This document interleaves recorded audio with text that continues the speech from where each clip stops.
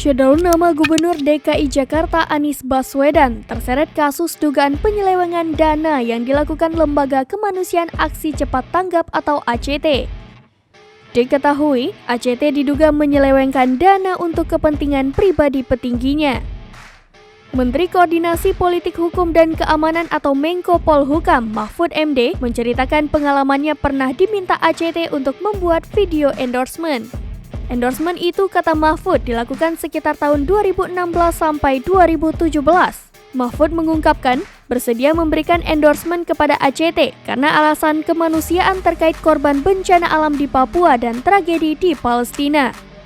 Menteri Koordinator Politik Hukum dan Keamanan atau Menko Polhukam Mahfud MD pernah mengaku ditodong pihak Lembaga Filantropi Aksi Cepat Tanggap atau ACT untuk memberikan endorsement.